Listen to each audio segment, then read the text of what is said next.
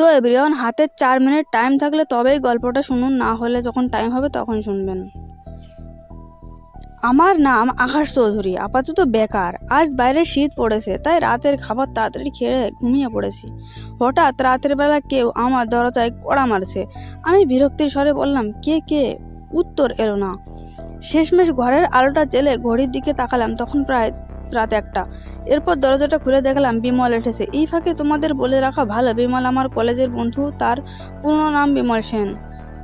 বিমল আমার একসময় খুব ভালো বন্ধু ছিল। বিমল যখন ক্লাস 5-এ পড়ে তখন তার বাবা মারা যায়। সেই থেকে বিমল এবং বিমলের মা একা থাকে।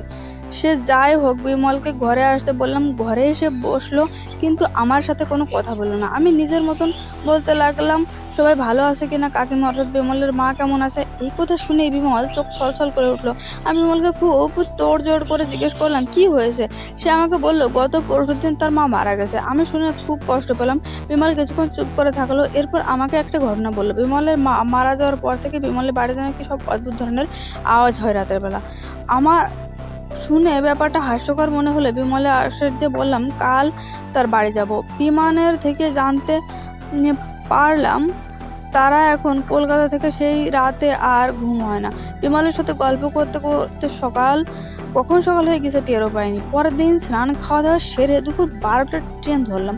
ট্রেন থেকে নেমে প্রায় 3 কিলোমিটার দূরে তার বাড়ি।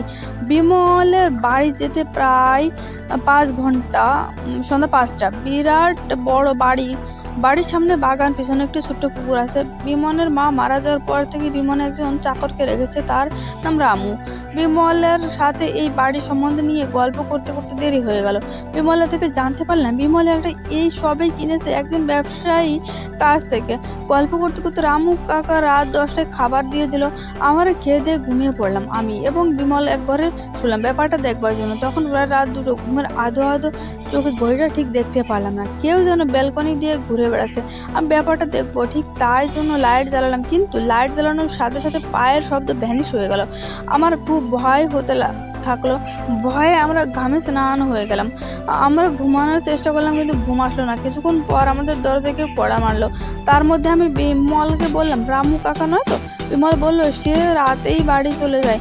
কেউ যেন কড়া বেড়েই চলেছে, তাই ভয়ে ভয়ে কে করলাম, কিন্তু কারো শব্দ পেলাম না। মনের মধ্যে কিছুটা সাহস নিয়ে দরজা খোলার প্রস্তুতি নিলাম। প্রথমে মানা করলেও সেখানে তার সাহস নিয়ে নিলাম।